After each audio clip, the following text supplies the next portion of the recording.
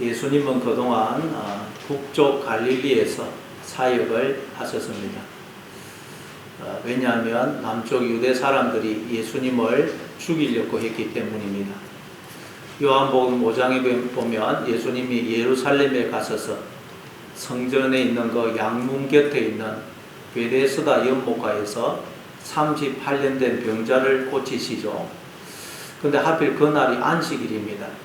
그래서 유대인들이 예수님께 왜 안식일에 이런 일을 행하느냐 그러면서 예수님을 박해합니다.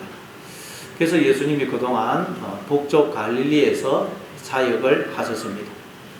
그러다가 초막절이 되자 예수님이 몰래, 사람들 몰래 다시 예루살렘으로 올라가십니다. 오늘 보면은 예수님이 예루살렘에 다시 올라가셔서 행하셨던 일을 우리에게 보여주고 있습니다. 예수님이 몰래 예루살렘에 가셔서, 즉 몰래 우리를 찾아오셔서 뭘 하시는지 한번 오늘 본문을 통해서 살펴보겠습니다. 14절. 우리 한번 14절을 같이 읽습니다. 시작. 이미 명절의 중간이 되어 예수께서 성전에 올라가사 가르치시니 초막절, 명절, 이 초막절이 시작이 되자 예수님이 몰래 예루살렘에 올라가셨어요. 그러다가 명절의 중간이 되니까 예수님이 성전에 올라가서 사람들에게 하나님의 말씀을 가르치십니다. 여러분, 여기서 명절이라는 것은 잔치, 축제라는 뜻으로 우리는 하나님이 친히 모든 걸 준비해 놓으신 인생이라는 천국 잔치에 초청을 받았다 그랬죠. 그게 우리의 인생이고 이 역사입니다. 그런데 여러분, 우리의 인생에 예수님이 찾아오시기 전에는 진정한 잔치가, 어린 양의 혼인 잔치가 열리지 않습니다. 왜냐하면 신랑이 없기 때문에. 신랑이 없는데 무슨 잔치가 열리겠어요? 예수님 편에서 보면 신부가 준비가 안 된 것입니다. 근데 이제 예수님이 우리의 인생에 들어오시면, 즉 우리가 예수님을 신랑으로, 주인으로 영접을 하게 되면 이제 신랑 신부가 등장을 하므로 진짜 혼인잔치가 펼쳐지는 것입니다. 우리의 인생이 명절로서의 인생, 혼인잔치로서의 인생으로 바뀌게 되는 것입니다. 그래서 예수님이 이 세상에 오심으로 인류의 역사가 BC와 AD로 나누어지듯이 우리의 인생도 예수님이 우리 인생에 들어오시면 BC와 AD로 나누어지게 되는 것입니다. 예수님 오시면 그때부터 이제 신랑과 신부가 등장을 해서 혼인잔치로서의 삶이 펼쳐집니다. 이게 명절의 중간에 예수님이 성전에 올라가서 말씀을 가르치시더라라는 말의 의미입니다. 그러니까 이 말은 이제 드디어 신랑 신부가 등장을 했다는 말이에요. 그럼 잔치가 시작이 되어도 신랑 신부가 등장하기 전까지는 아직 진짜 잔치라고 할 수가 없죠. 잔치가 시작이 되어도 이제 신랑 신부가 등장을 할 때 비로소 잔치가 시작이 되는 것입니다. 잔치가 무르익게 되는 것입니다. 이제 예수님이 이제 우리를 찾아오심으로 우리의 인생이 잔치로서의 인생이 되는 것입니다. 그래서 예수님이 계속 우리와 함께 잔치, 본인 잔치로서의 삶을 사시려고 우리의 마음의 문을 계속 두드리고 계십니다. 몰래 우리를 찾아오셔서 마음의 문을 두드리고 계세요. 요한계시록 3장 20절에 보면 볼지어다 내가 문 밖에 서서 두드리노니 누구든지 내 음성을 듣고 문을 열면 내가 그에게로 들어가 그와 더불어 먹고 그는 나와 더불어 먹으리라. 이 시간도 여러분의 그 마음의 문을 두드리고 계시는 그 예수님을 여러분 마음속에 주인으로 신랑으로 영접함으로 여러분의 삶이 혼인잔치로서의 삶이 되시는 여러분 되시기를 바랍니다. 자, 그래서 명절의 중간이 되니까 예수님이 자기를 숨기고 있다가 이제 성전에 올라가서 하나님 말씀을 가르치기 시작합니다. 자, 여러분, 예수님 이야기, 우리가 성경에서 예수님 이야기를 읽을 때 늘 기억해야 될 게 있다 그랬죠. 그 뭐냐? 예수님은 하나님이 사람이 되어 오신 분입니다. 그래서 우리가 성경에서 예수님 이야기를 읽을 때 첫째, 예수님 이야기는 누구 이야기다? 하나님 이야기다. 그리고 둘째 예수님 이야기는 예수님 안에 있는 내 이야기다 하는 것을 기억해야 됩니다. 안 그러면 우리는 성경을 제대로 이해를 못해요. 자, 그러니까 여러분, 예수님이 성전에 올라가서 하나님의 말씀을 가르치시더라 말의 첫 번째 의미는 뭐겠어요? 하나님이 성전에서 가르치고 계시더라는 거예요. 우리가 눈이 열려서 보니까 하나님이 성전에서 나를 가르치고 계시더라는 거예요. 성전은 뭡니까? 그 성자, 거룩할 성자, 집전자, 거룩한 집. 하나님이 우리의 집이 되시고 또 우리가 하나님이 거하시는 집이라 그러죠. 그러니까 하나님이 성전에서 가르친다는 말은 하나님이 우리를 품고 계셔서 이 세상을 통해서 이 세상의 자연 만물, 내 인생에 일어나는 모든 일, 모든 사건, 내 주변의 사람들을 통해서 하나님이 계속 가르치고 계시다는 거예요. 영을, 말씀을 부어주고 계시다는 거예요. 내 마음을 통해서도 계속 말씀하세요. 그런데 이 세상과 우리의 마음에는 우리에게 들려오는 그 소리들 중에는 하나님의 소리도 있지만 뱀의 소리도 섞여 있습니다. 그래서 우리는 소리를 들어도 이게 하나님의 소리인지를 분별을 못해요. 그래서 하나님 우리에게 주신 게 뭡니까? 이 성경 말씀이에요. 성경 말씀. 그래서 우리는 성경 말씀을 통해서 이게 하나님의 말씀이구나, 하나님은 우리에게 이런 말씀을 하시는구나 하는 것을 알게 돼요.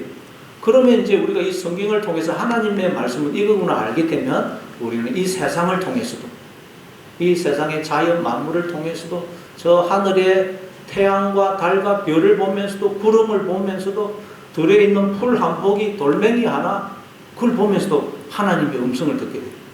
애들이 울음 소리를 통해서도, 애들이 웃고 떠들고 막 노는 소리를 들으면서도, 노인들의 한숨 소리를 들으면서도 하나님의 음성을 우리는 들을 수 있게 돼요.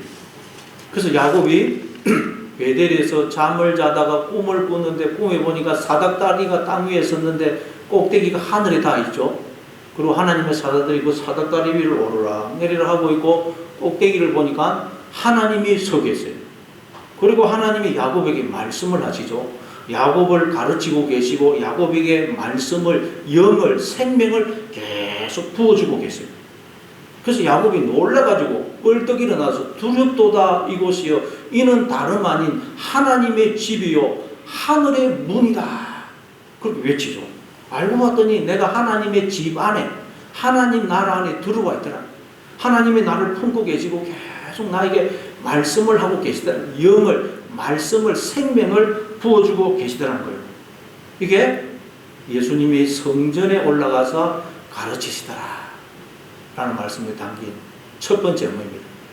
그리고 두 번째로 우리가 하나님으로부터 가르침을 받게 되면, 즉 하나님의 말씀을 우리의 마음에 가득 채우게 되면 우리도 성전에서, 아버지 집에서 가르치는 자가 돼요. 즉 내가 있는 그곳에서 우리도 말씀을 가득 채우게 되면 우리도 하나님의 말씀을 가르치게 됩니다. 영을, 생명을, 이 말씀을 우리도 토해내게 되는 것입니다. 그래서 내 주변의 사람들도 그 마음의 문을 열고 신랑 되신 주님을 영접하게 하여 그도 혼인 잔치로서의 삶, 천국 잔치로서의 삶을 살게 해주게 됩니다. 이게 하나님이 우리를 향해 갖고 계신 목적이고 뜻이라는 거예요. 이게 14절 말씀, 명절의 중간이 되어 예수님이 성전에 올라가서 가르치시더라 라는 말씀에 담긴 의미예요. 그리고 이걸 이제 뒤에서 풀어서 설명을 하는 것입니다. 자, 우리 그럼 15절을 읽습니다. 15절 같이 읽습니다. 시작. 유대인들이 놀랍게 이르되, 예, 예수님은 그 안에 말씀이신 하나님을 가득 담고 오신 분입니다. 그래서 안에 있는 그 하나님의 말씀을 토해내신 것입니다. 우리 인간의 말은 그 속에 하나님의 소리도 담겨 있지만 뱀의 소리, 인간의 소리도 섞여 있어요. 우리 예수 믿는 사람도 마찬가지입니다. 우리가 하나님의 말을 한다고 하지만 거기에는 내 생각, 내 말, 뱀의 소리가 섞여 있어요. 그래서 우리는 말을 하면 할수록 이 말이 진실된 말이 아니기 때문에, 껍데기이기 때문에 말을 하면 할수록 오해가 생기고 상처를 받고 그러는 것입니다. 왜냐하면 우리의 말에는 뱀의 소리가 섞여 있기 때문입니다. 그러나 예수님은 인간의 소리, 뱀의 소리는 전혀 섞이지 않는 순도 100%의 하나님의 말씀만 토해내신 거예요. 하나님만 드러내신 것입니다. 그러더니 사람들이 어떤 반응을 보입니까? 어떤 반응을 보이겠어요? 우리 생각에 이야 정말 순수한 순도 100%의 하나님 말씀이구나. 지금까지 들어보지 못한 하나님의 말씀이구나. 그러면서 그들이 다 믿더라. 이럴 것 같은데 어떤 반응을 보여요? 유대인들이 놀랍게 여겨 이르되 이 사람이 배우지 아니하였거늘 어떻게 그를 아느냐. 그 당시 유대인들은 그 바벨론의 나라가 망하고 포로로 끌려가서 70년 포로 생활을 하다가 돌아왔죠. 그래서 유대인들은 바벨론 나라의 언어인 아람어를 사용했습니다. 그렇지만 구약 성경은 히브리어로 되어 있죠. 그래서 그걸 히브리어를 따로 배워야 성경을 읽을 수 있었어요. 그래서 그 당시 율법 학교, 랍비 학교가 있어가지고 거기 가면 히브리어도 가르치고 이 율법, 하나님의 말씀을 가르쳤어요. 그래서 대표적인 학교가 힐렐 학파, 삼마이 학파, 힐렐이라는 사람이 가르치는 학교, 삼마이라는 사람이 가르치는 학교가 있었고 그 힐렐의 수제자가 그 사도 바울의 스승이었던 가마리엘입니다. 가마리엘. 자, 그런데 예수님은 그런 율법 학교, 랍비 학교를 다니신 적이 없어요. 가난한 집에서 태어나가지고 학교를 다닐 행편이 못 되었습니다. 어릴 때부터 목수일을 했어요.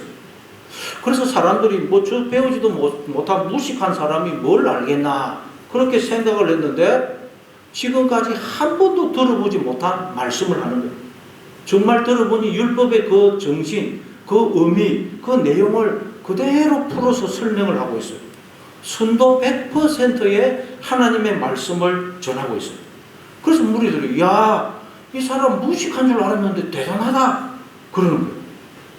그렇지만 이들은 예수님의 말씀을 받아들일 수도 없고 그렇다고 부정할 수도 없어요. 자기들은 율법이 이렇다고 생각했는데 예수님은 전혀 다른 말씀을 하니까 부정할 수도 없고 받아들일 수도 없고 아주 딜레마에 빠지고 딜레마.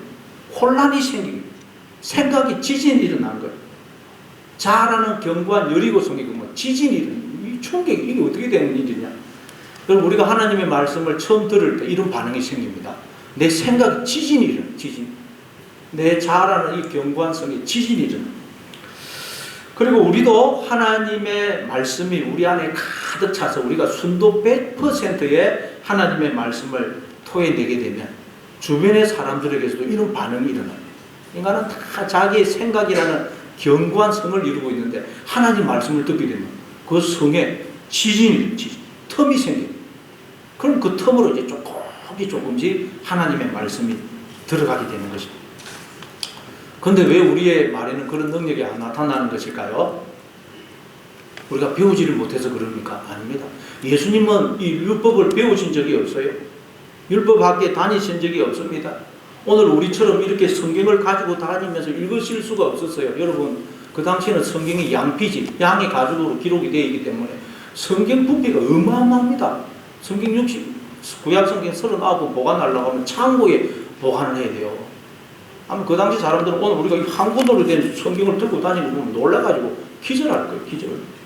우리는 다 성경을 다 들고 다니고 도서관을 들고 다니고 있어요. 얼마나 우리가 성경을 읽고 듣고 배우고 있습니까? 교회 보면 얼마나 많은 제자 훈련 성경 그런 공부 프로그램이 있습니까? 오늘날 얼마나 많은 사람들이 신학교에 들어가고 또 편순도 쪽에 열심히 있는 분들은 심지어 히브리어 헬라까지 공부하는 사람이 있어요. 그런데 왜 우리의 말에는 이런 반응이 능력이 없을까요? 우리의 말에는 주변의 사람들 이런 반응을 보이지 않는 것일까요? 바로 우리의 말에는 하나님의 말씀도 조금 섞여 있지만 내 자아의 소리, 뱀의 소리, 나에게서 나오는 그 생각이 너무 많이 섞여 있기 때문입니다. 그래서 나도 신랑 대신 주님과 혼인잔치로서의 삶을 살지 못할 뿐만 아니라 다른 사람도 혼인잔치로서의 삶을 살게 해주지 못하는 것. 우리의 말에는 이 뱀의 소리가 너무 많이 섞여 있어서 그렇다는 것. 그래서 시편 기자는 이렇게 기도를 합니다. 시편 141편 3절입니다. 시편 141편 3절 같이 읽습니다. 시작. 여호와여 시편 141편 3절 시작. 여호와여 내 입에 파수꾼을 세우시고 내 입술의 문을 지키소서. 내 입에서 나오는 말에는 하나님의 말씀도 있지만 뱀의 말, 내 자아의 소리가 너무 많아요. 그래서 이 시편 기자 내 입에 파수꾼을 세워주십시오. 내 입술의 문을 지켜주셔서 하나님의 말씀만 나가게 해주십시오. 우리가 어떻게 할 때 입술에 파수꾼이 세워지겠어요? 오직 마음속에 하나님을 주인으로 모시고 하나님의 그 뜻에 순종하면 하나님이 내 입술에 파수꾼이 되어주세요. 그러면 우리가 하나님의 말만 하게 되는 것입니다. 자, 오늘도 본문 16절 오늘 보면 16절을 한번 읽어보겠습니다. 같이 읽습니다. 시작. 예수께서 대답하여 이르시되 내 교훈은 내 것이 아니요 나를 보내신 이의 것이니라. 지금 나는 내가 머리가 되어서 내 말을 하는 게 아니고 나는 머리 대신 하나님이 주시는 그 말을 하나님의 입이 되어서 그냥 토해낼 뿐이야. 그 말이에요. 나는 내 말, 내 생각이 아닌 뱀의 소리가 아닌 내 마음을 가득 채우고 있는 하나님의 말씀을 토해낼 뿐이야. 그러시는 거예요. 여러분 우리도 오직 하나님의 입이 되어서 머리 대신 하나님이 주시는 그 말을 하나님의 입으로서 토해내야 됩니다. 우리의 마음이 뱀의 소리로 참으면 안 되고 오직 하나님의 말씀, 음성으로 가득 차서 그 하나님의 말씀만 토해내야 돼요. 원래 우리는 어떻게 지음을 받았다고요? 하나님의 말씀을 담는 그릇으로 지음을 받았어요. 근데 우리가 여러분 이 하나님의 말씀을 담는 그릇인데 우리가 인생을 살다 보면 에덴 동산에 언제 들어왔는지 뱀이 들어와가지고 아담과 하와에게 뱀이 말을 하죠. 아담과 하와가 그 뱀의 소리를 들으니까 에덴 동산에 하나님의 말씀이 아닌 뱀의 소리가 가득해져요. 우리도 우리의 마음속에 언제 들어왔는지 이 뱀의 소리, 내 자아의 소리가 살 들어와가지고 우리가 그 소리를 귀를 기울이게 되면 우리의 마음이 하나님의 말씀이 아닌 뱀의 소리로 가득 찹니다. 그것이 나를 이루고 나의 교훈을 이루는 것입니다. 그래서 사람이 나이가 들면 다 자기의 교훈, 자기의 생각, 자기의 주장, 자기의 소리가 있습니다. 그래서 뭐 다 나이 드신 분들 이런 말을 하잖아요. 나는 인생을 살아보니 이렇다고 생각해. 이렇게 살아야 된다고 생각해. 이렇게 살지 않는 사람은 인간도 아니라고 생각해. 그런 말을 하는 것입니다. 하나님의 소리가 아닌 뱀의 소리가 다 들어와가지고 그 소리가 그 사람의 자아를, 그 사람의 인격을, 교훈을 이룬 것입니다. 그럼 여러분 우리는 어떻게 하면 내 속에 있는 이 소리, 말, 생각 중에서 어떤 것이 하나님의 소리이고 어떤 것이 뱀의 소리인지, 어떤 것이 하나님의 말이고 어떤 것이 인간의 말인지, 어떤 것이 하나님의 교훈이고 어떤 것이 인간의 교훈인지를 어떻게 하면 우리가 분별해낼 수 있을까요? 자, 그게 17절입니다. 17절 같이 읽습니다. 17절 시작.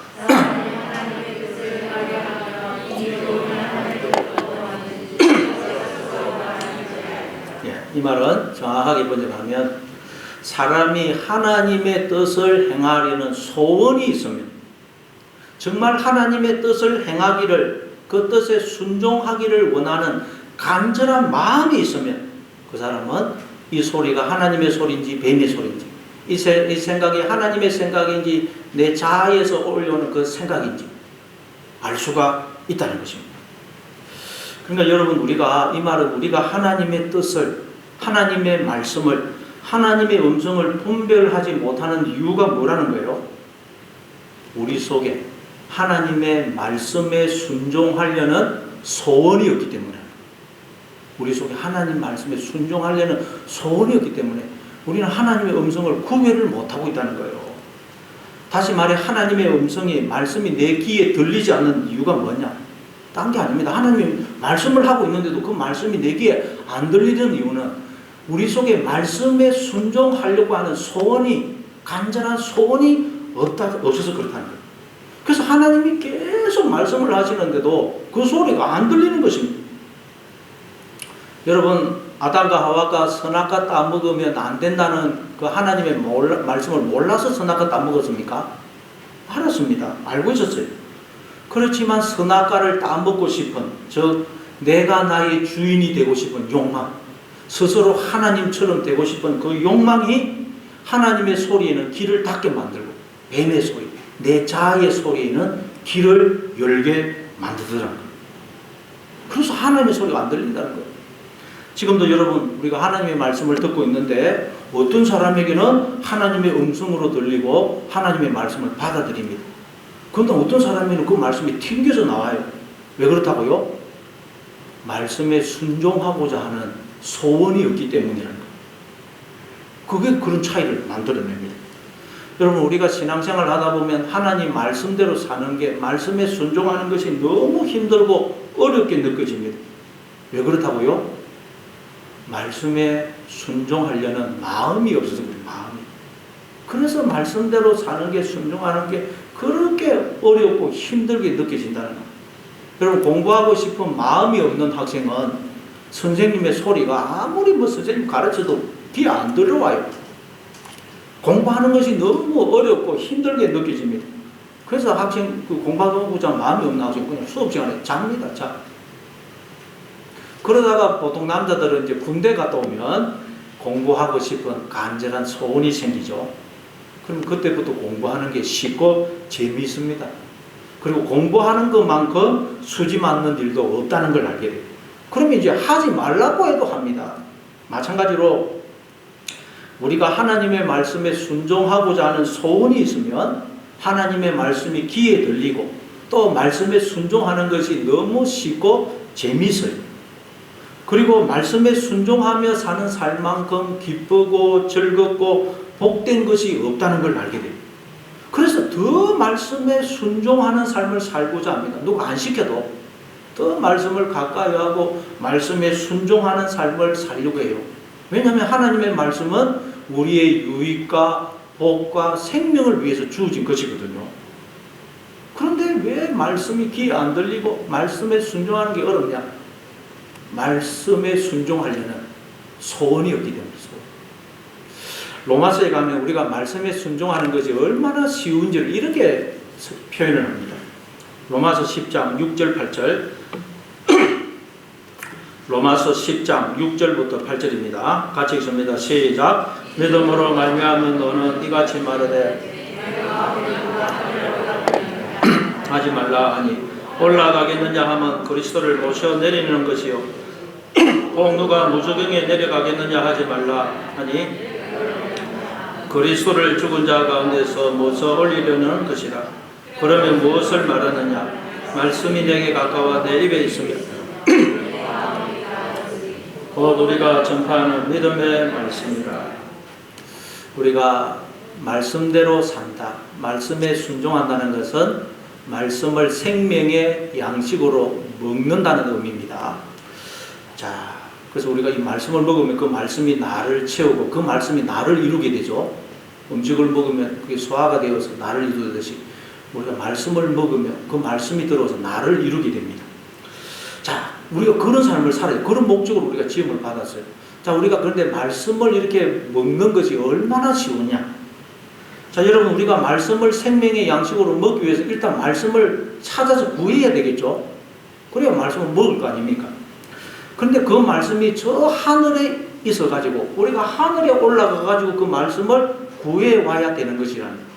또는 그 말씀이 저 땅속 무저경에 있어가지고, 우리가 저 땅속 무저경까지 내려가가지고 말씀을 구해와야 되는 것이라면, 우리가 말씀을 생명의 양식으로 먹는 것은 너무 어려울 것입니다. 아니, 불가능합니다. 누가 하늘에 올라갈 수 있겠어요?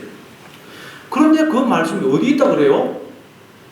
우리 입에, 입 안에 들어가 있다, 입 안에. 그러니까 말씀을 우리는 어떻게 하면 된다는 거예요? 그냥 씹어서 먹기만 하면 된다는 거예요. 너무 이렇게 쉽다는 거예요. 심지어 말씀이 우리 마음속에 들어가 있다, 마음속에. 그래서 우리는 그 말씀을 그냥 마음에 받아들이면 됩니다. 그런데 인간들이 말씀을 먹기를, 말씀에 순종하기를 얼마나 싫어하냐. 입 안에 들어와 있는 그 말씀도 씹기를 싫어가지고 뱉어버린다는 거예요. 마음속에 들어와 있는 그 말씀도 순종하면 되는데 그걸 저 바깥으로 계속 밀어버린다는 거예요. 여러분, 우리가 영혼의 양식인 말씀을 구해서 먹는 거 너무 쉬워요. 말씀에 순종하는 거 너무 쉽다는 거예요. 여러분 입 안에 주어져 있는 그 말씀 그냥 먹으면 된다는 거예요. 여러분 마음속에 들어와 있는 그 말씀 그대로 받아들이면 순종하면 됩니다. 여러분 입안에 주어진 그 말씀 뱉지 마시고 먹으시기 바랍니다.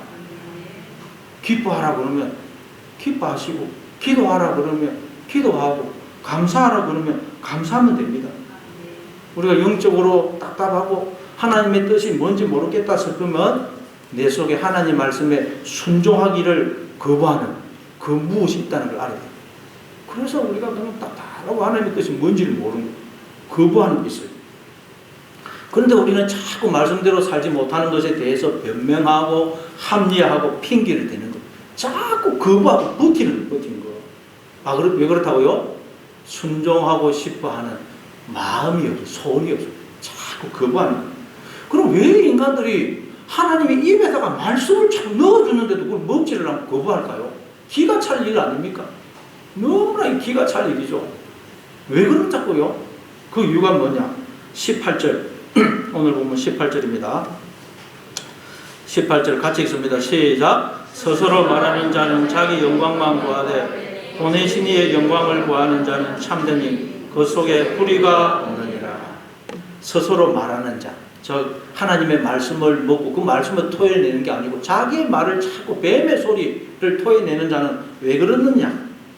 하나님의 영광이 아닌 자기의 영광을 구하기 때문이라.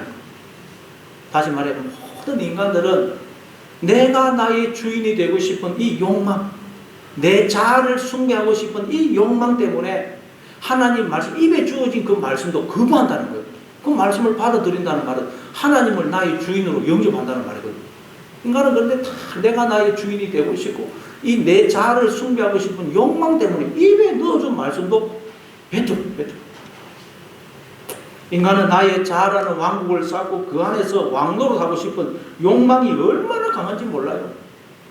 그래서 하나님의 영광이 먹칠을 당할 때는 가만보지도 않고 있다가 내 자존심, 내 조그마한 자존심, 내 유익, 내 자아가 침범을 당하고 손상을 입으면 다들 팍 떨지 않습니까?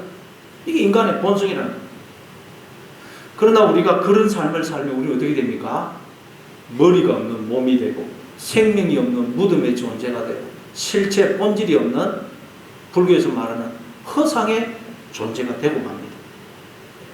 그러니 여러분 하나님 말씀에 순종하심으로 여러분 입안에 주어져 있는 그 말씀 씹어서 삼키심으로 먹으심으로 머리를 가진 참된 존재, 허상이 아닌 실체, 무덤이 아닌 하나님의 성전으로 살아가시는 여러분 되시기를 바랍니다. 또 우리 19절을 보겠습니다. 19절 오늘 보면 19절 같이 읽습니다. 시작. 모세가 너희에게 율법을 주지 아니하였느냐? 너희 중에 율법을 지키는 자가 없도다. 너희가 어찌하여 나를 죽이려 하느냐? 지금 예수님은 유대인들을 향해서 너희는 모세가 너희에게 준 율법을 지키지 않고 있다. 그래요. 유대인들을 향해서 너희는 율법을 지키지 않고 있다. 여러분 유대인들은 어떤 자들입니까? 이 지금 유대인들은 바벨론 포로 생활 70년 하고 돌아와서는 이들이 하나님의 택함받은 백성인 우리가 왜 이런 고난과 환난을 당한 것이냐? 우리가 하나님의 율법을 말씀을 지키지 않았기 때문이다. 결론을 내렸어요. 그래서 바벨론 포로에서 돌아온 이후부터 이 유대인들은 하나님의 이 율법을 지키는데 목숨을 걸었어요. 그래서 어릴 때부터 이 율법을 읽고 배우고 연구하고 율법을 달달 배웠습니다. 그래서 이 율법을 잘 지키기 위해서 또 이 미시나라는 큰 내부 지침을 만들어 가지고 이럴 때는 이렇게 해라. 뭐 안식일을 거룩히 지키기 위해서는 어느 정도의 거리는 걸으면 안 되고 어느 정도 물건은 옮기면 안 되고 세부사항을 만들어 가지고 율법을 지키기 위해서 목숨을 걸었던 사람이에요. 그런데 예수님은 그들을 향하여 너희는 아무도 지금 율법을 지키지 않고 있다고 그런 거예요. 기가 찰 노릇이죠. 그러니까 지금 이 유대인들은 율법의 본질, 하나님이 율법을 주신 목적을 모르고 있다는 거예요. 율법을 하나님이 주신 그 용도로 사용을 해야 되는데 다른 용도, 다른 목적으로 사용을 하고 있다는 거예요. 그럼 여러분 하나님이 우리에게 이 율법 말씀을 주신 목적이 뭘까요? 왜 율법을 우리에게 주셨죠? 자, 로마서 3장 20절입니다. 로마서 3장 20절 같이 읽습니다. 시작. 그러므로 율법의 행위로 그의 앞에 어렵다 하심을 얻을 육체가 없나니 율법으로는 죄를 깨달음이라. 율법을 왜 주셨다고요? 죄를 깨달아. 내가 죄인이구나 하는 걸 깨달아라. 로마서 7장 7절입니다. 로마서 7장 7절 같이 읽습니다. 시작. 주말하리요 율법이 죄냐 그를 시하였습니다. 율법으로 말미암지 않고는 내가 죄를 알지 못하였으니 율법이 주시지 않았다면 내가 담심을 알지 못하였습니다. 율법으로 말미암지 않고는 내가 죄를 알지 못했을 것이다. 그죠? 그러니까 하나님이 우리에게 율법을 주신 목적이 뭐라고요? 내가 죄인이구나 하는 것을 깨달으라고 주셨다는 거예요. 여러분, 우리가 죄인이라는 말은 무슨 뜻입니까? 뭐 거짓말을 하고 내가 뭐 도둑질을 하고 단순히 그게 아니고, 우리가 죄인이라는 말은 하나님을 내 속에서 몰아내고 하나님의 소유인 이 나라는 존재를 우리가 다 도둑질 해가지고 주인 노릇하고 있는 강도고 도둑이라는 말이에요. 이게 죄인입니다. 내가 나의 주인이 되어 있는 상태. 우리 이 나라는 존재는 하나님의 것인데 도둑질 해가지고 내가 주인이 되어 있는 상태. 그게 죄인이에요. 그러면 그 상태는 어떤 상태라고요? 하나님이 생명이시고 머리이시고 빛이신데 하나님을 몰아내면 나는 생명이 없는 무덤의 존재가 되고 머리가 없는 몸, 실체, 본질이 없는 허상의 존재가 됩니다. 허상의 존재. 그림자가 되어버려요. 그래서 우리가 이 율법을 통해서 내가 죄인이구나 깨닫게 되면 어떻게 되겠어요? 반드시 하나님께로 돌아오게 되어 있어요. 인간들이 왜 하나님께로 안 돌아오느냐? 내가 죄인인 것을 모르기 때문이에요. 그래서 하나님이 우리에게 율법을 주신 목적이 뭐겠어요? 내가 죄인이구나 하는 걸 깨닫고 하나님께로 돌아올 때, 나는 죄인이구나. 그런데도 이런 죄인인 나를 하나님은 당신의 전부를 주시는 사랑을 베풀어 주고 계시구나. 하나님을 떠나면 나는 이 하나님의 생명과 복과 사랑에서 단절되구나 깨닫고 하나님께로 돌아올 때 이 율법을 가장 바른 목적, 바른 용도로 사용하는 것이 돼요. 그때 이 율법을 지키는 것이 되는 거예요. 그러니까 여러분, 우리는 이 말씀을 통해서 날마다 내가 죄인임을 깨닫고 하나님께로 돌아와야 돼요. 하나님과의 관계를 회복해야 됩니다. 하나님의 은혜와 사랑 안에 거해야 됩니다. 그리고 그 사랑으로 하나님과 이웃을 사랑할 때 그때 우리가 율법 말씀을 지키는 것이 되는 거예요. 그런데 유대인들은 그렇게 이 율법을 읽고 연구하고 다 배우고 있으면서도 이 율법을 지키려고 그렇게 애를 썼는데도 엉뚱한 용도로 이 율법을 사용을 하더라고요. 이 율법을 가지고 오히려 그냥 다른 사람을 판단하고 정죄하더라는 거예요. 그런데 그건 예수님을, 즉 하나님을 죽이는 것이라는 거예요. 너희 중에 율법을 지키지 않고 있다. 너희가 그건 나를 죽이는 것이다. 그래요. 자, 그러자 유대인들이 뭐라 그래요? 20절. 자, 20절 읽습니다. 시작. 무리가 대답하되 당신은 누가 당신을 죽이려 하나이까? 예수님이 너희들이 나를 죽이려고 하고 있다. 그러니까 유대인들이 당신 귀신 들린 거 아니야? 아니 누가 당신을 지금 죽이려고 한다고 그래? 그렇게 이야기하고 있어요. 그렇습니다. 지금 겉으로는 유대인들이 예수님을 죽이려 하지 않습니다. 지금 그들이 하는 말은 겉으로 보면 다 맞는 것 같고 예수님을 위하는 것 같아요. 그래서 아니 우리 중에 누가 당신을 죽이려고 한다고 그래? 전 미친 거 아니야? 그러고 있습니다. 네, 그렇죠. 우리도 그렇습니다. 우리도 말은 내가 언제 그랬어? 내가 다 당신을 위해서 이러는 거 아니야? 내가 당신한테 안 해준 게 뭐가 있어? 내 말에 틀린 게 뭐가 있어? 그래요. 겉으로 보면 맞습니다. 근데 뭐가 문제라는 거예요? 사랑이 없는 게 문제예요.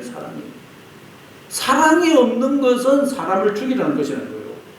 내가 언제 당신을 죽이려고 해서 사랑하지 않는 게 바로 상대방을 죽이는 것입니다. 21절 또 읽어보겠습니다. 오늘 보면 21절. 오늘 보면 21절 같이 읽습니다. 시작. 예수께서 대답하여 이르시되 내가 한 가지 일을 행하며 너희가 다 이로 말미암아 이상히 여기는도다.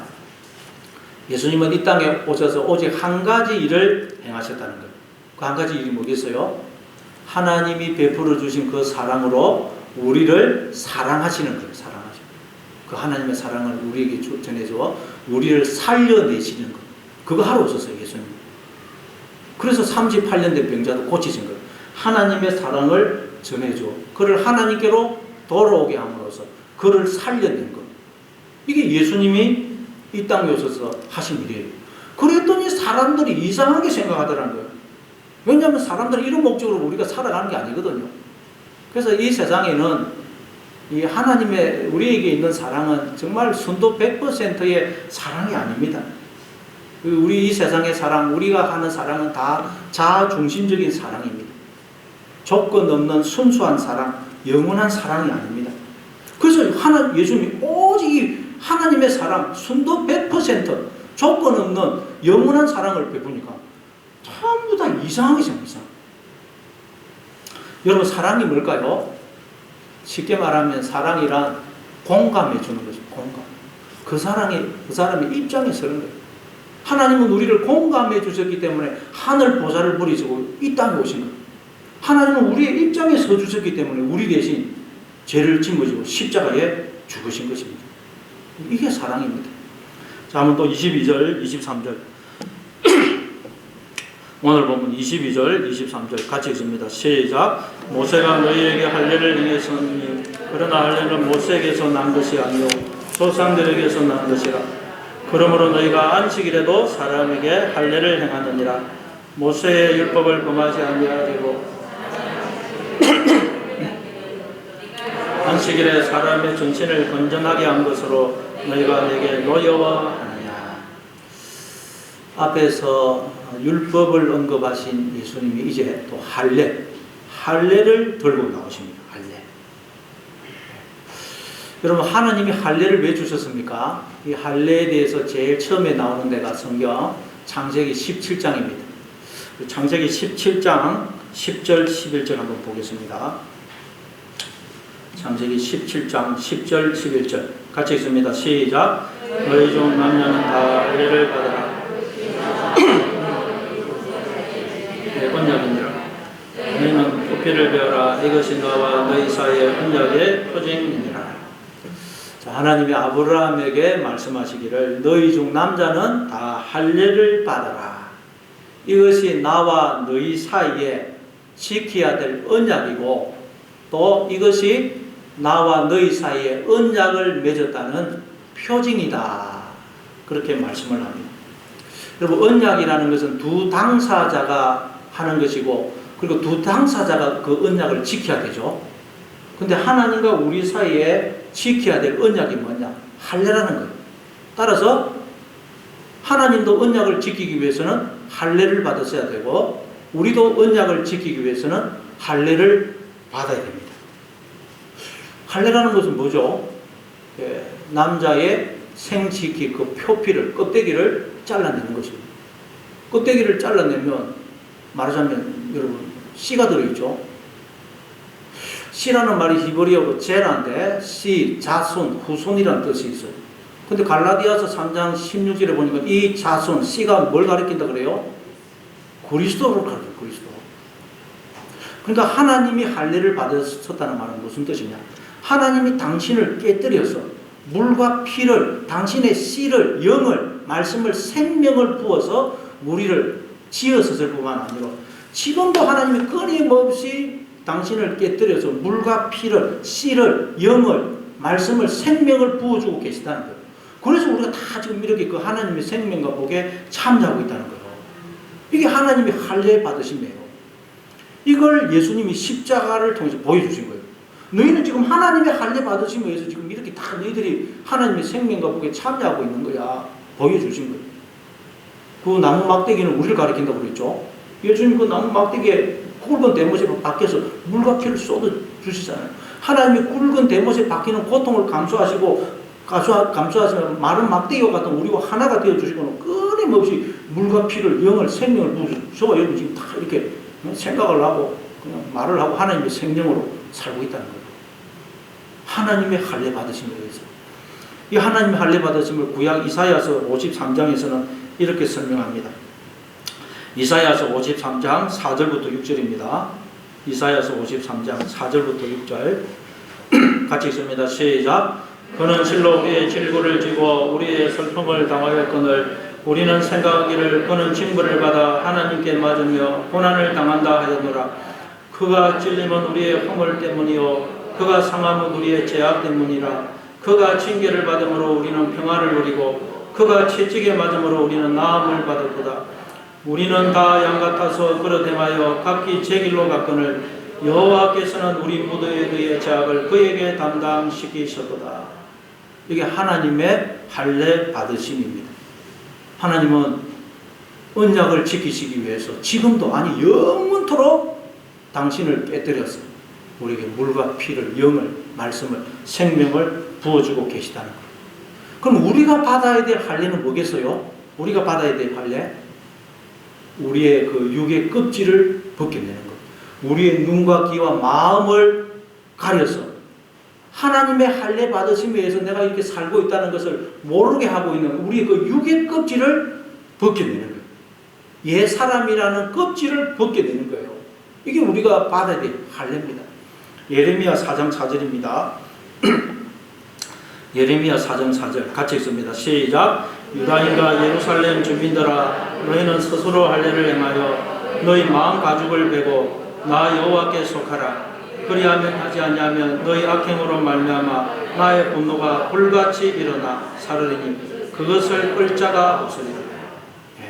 우리가 행해야 될 할례가 뭐라고 그래요? 우리의 마음을 딱 듣고 있어서 하나님을 보지 못하고 있는 이 육의 가죽, 죄라는 껍데기, 이걸 벗겨내라는 거예요. 그러면 하나님이 나를 품고 계시고 내 안에 계심을 알게 돼요. 이 껍데기가 딱 가지고 있다는 거예요.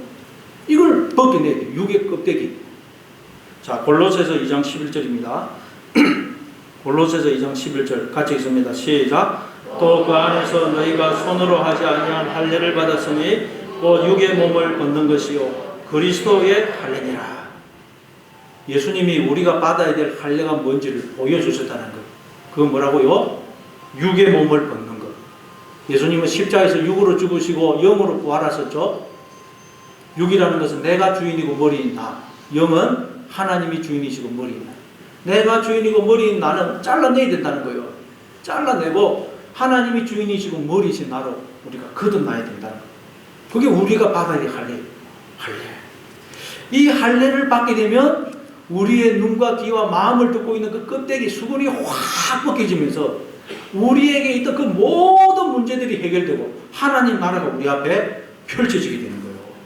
야곱의 고백처럼, 이야, 내가 하나님 집 안에 들어와 있었구나. 그런데 그걸 모르고 있었구나. 알게 돼요. 이 할례를 받게 되면. 그러니까 하나님께서 이스라엘 백성들에게 이 사람 몸을 자르는 그 할례를 주신 것은 그 할례를 행하면서 우리가 하나님의 할례 받으심에 의해서 이렇게 생명과 복을 누리고 있는 것이지 우리는 하나님께로 돌아가야 되는 것이지 깨닫고 하나님께로 돌아오고 하나님과의 관계를 회복하고 하나님의 은혜와 사랑 안에 거하는 것. 이게 우리가 행해야 될 할례라는 것. 그 사람에게 애한테 할례를 행하는 걸 통해서 이걸 깨달아야 된다는 거예요.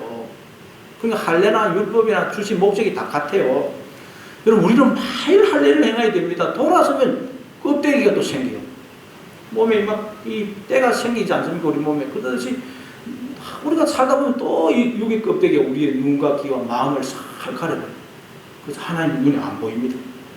그러니까 여러분, 우리 인생의 모든 문제는 이 껍데기가 우리를 가리는 거예요. 껍데기가.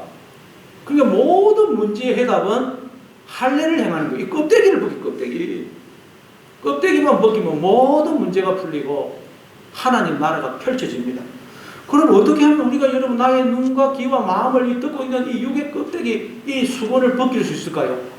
우리는 못 벗겨요. 그 껍데기가 꼭 나한테 어떻게 벗기겠어요? 자, 그럼 어떻게 하면 벗길 수 있느냐? 고린도후서 3장 15절 16절입니다.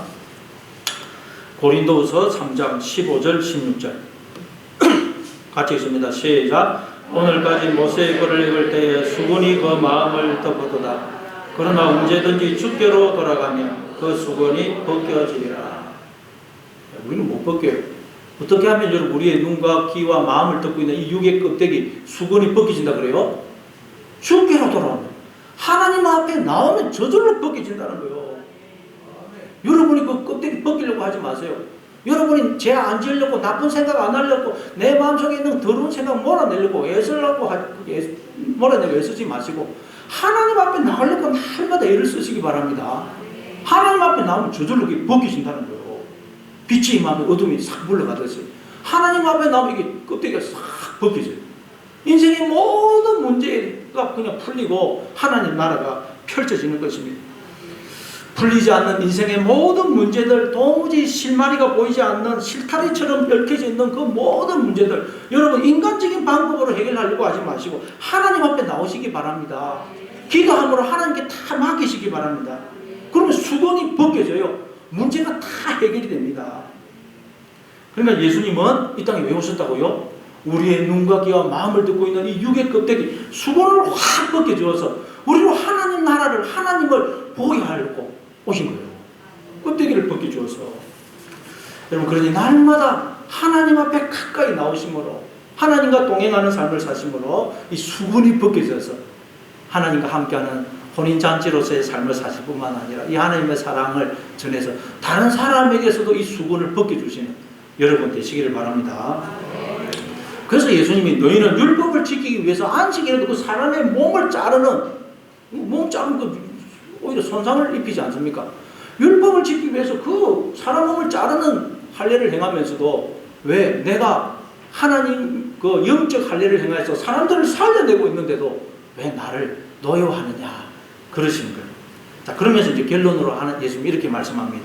24절 24절 있습니다. 시작. 외모로 판단하지 말고 공의롭게 판단하라 하시니라. 외모로 판단하지 말라. 이 외모, 눈에 보이는 것 말이에요. 눈에 보이는 것, 겉으로 드러나는 것으로 판단하지 말라는 거예요. 공의대로 판단하라. 공의. 하나님의 시각에서 모든 걸 판단하라는 거예요. 하나님의 시각에서 모든 걸 판단하면 우리는 어떻게 되겠어요? 그러면 우리는 사람을 대할 때도 돈 있고 권력 있다고 해서 그 사람을 막 우대하고 가난하고 무식하다고 해서 그 사람 없이 여기고 무시하고 절대 그러지 않아요. 가난하고 무식한 사람도 그 사람 하나님과 함께 하세요. 하나님의 자녀입니다. 절대 함부로 사람 무시할 수 없어요. 그리고 또 내가 일이 좀 잘 풀리고 내가 처한 환경이 좋다고 해서 뭐 내가 잘해서 그런 거 그냥 자랑하고 우쭐대지도 않고 일이 잘 안 풀리고 내가 처한 환경과 여건이 안 좋다고 해서 낙심하거나 좌절하지도 않아요. 왜냐? 하나님이 나와 함께 하셔서 내 인생을 복의 자리, 영광의 자리로 이끌어가고 계시다는 걸 우리는 계속 보기 때문에. 여러분, 요셉이 하나님으로부터 비전을 받았죠. 꿈에 자기의 곡식단을 서고 형제의 곡식단은 자기 곡식단에게 절하고 해와 달과 열한 별이 자기에게 절하는 꿈을, 비전을 받았죠. 하나님의 그 왕대심의 통치에 모든 것에 참여하리라는 비전을 받은 것입니다. 그런데 하나님 요셉을 어떻게 끌고 갑니까? 애굽의 종으로 팔려가게 합니다. 근데 요셉이 얼마나 하나님 앞에 기도했겠습니까? 하나님 제발 저를 좀 부모님 집으로 가정으로 돌아가게 해주세요. 얼마나 기도했겠어요. 근데 하나님은 요셉의 그 기도를 들어줄 수 없어요. 왜? 이 요셉을 애굽의 총리가 되게 하기 위해서는 종으로 팔려가게 해야 됩니다. 겉으로 보면 요셉의 인생은 지금 완전히 막 불행이에요. 하나님이 버리신 것 같아요. 근데 성경은 뭐라고 그럽니까? 창세기 39장 2절 창세기 39장 2절 같이 읽습니다. 시작. 여호와께서 요셉과 함께 하심으로 그가 형통한 자가 되어 그의 주인 애굽 사람의 집에 있으니. 요셉은 재수가 없어서 하나님이 그를 버리셨기 때문에 지질이 복이 없어가지고 애굽의 종으로 팔려간 게 아니고 하나님이 요셉과 함께 하심으로 형통한 자가 되었기 때문에 애굽의 종으로 팔려갔다는 거예요. 왜? 하나님이 함께 하시면서 요셉을 애굽의 총리로 계획을 세워주고 그 목적지를 향하여 끌고 가시거든요. 그래서 하나님이 요셉과 함께 하심으로 요셉이 형통한 자가 되었기 때문에 종으로 팔려갔다는 거예요. 놀라운 일이죠. 그리고 또 요셉이 조금 있다가 어떻게 됩니까? 강감 이수범이라는 누명을 쓰고 감옥에 들어갑니다. 감옥에. 감옥에 들어가면 그 왕의 제수들이 갇히는 감옥이라 못 나옵니다. 한번 나가면. 평생을 그 감옥에서 죽어야 돼요. 종으로 팔려온 것도 억울한데 감옥에서 평생을 죽어야 되니 얼마나 기가 찰 노릇이에요. 재수가 없어도 어떻게 이럴 수가 있어요. 재수가 없는 사람은 뒤로 넘어져도 코가 깨진다고 하니 이건 완전히 이건 하나님이 나를 버리신 것 같아요. 그런데 또 감옥에 들어가 있는 요셉을 두고 성경은 뭐라 그랬냐? 창세기 39장 23절입니다. 창세기 39장 23절 시작. 간수장은 그의 손에 맡긴 것은 무엇이든지 살펴보지 아니하였으니 이는 여호와께서 요셉과 함께 하심이라. 여호와께서 그를 범사에 형통하게 하셨더라. 감옥에 들어가 있는 그 요셉을 두고 하나님이 함께 하심으로 요셉의 모든 범사가 형통하더라는 거예요. 다 일이 잘 되고 있더라는 거예요. 왜 그렇습니까? 하나님이 요셉과 함께 하시면서 요셉을 애굽의 총리로 세우시려는, 하나님의 그 모든 것에 참여케 하시려는 그 목적지를 향하여 요셉의 인생을, 우리의 인생을 이끌어가고 있기 때문에, 비록 감옥에 들어와 있지만 그 목적지를 향해 가고 있기 때문에 지금 범사가 다 잘 되고 있다는 거예요. 잘 되고. 여러분, 이게 우리의 인생이라고. 우리 인생이 겉으로 보기에는 어떠하다 할지라도 우리는 하나님께서 함께 하심으로 범사가 형통한 삶을 살고 있다는 거예요. 모든 것이 지금 다 잘 되고 있다는 거예요. 잘 되고. 이게 여러분, 외모로 보지 않고 공의로, 하나님의 시각으로 인생을 보는 거예요. 여러분 인생이 지금 여러분이 어떤 형편, 어떤 처지에 놓여 있다, 어떤 일을 만났다 할지라도 하나님이 여러분과 함께 하셔서 여러분의 인생을 그 복의 자리, 영광의 자리로 이끌어가고 있기 때문에 여러분은 지금 모든 인생이 다 잘 되고 있다는 것을 기억하시기 바랍니다. 다 잘 되고 있다는 것. 이걸 알고 내 인생을 하나님께 맡기고 하루하루를 감사하면서 하나님과 동행하는 삶을 살아가시는 여러분 다 되시길 바랍니다. 아버지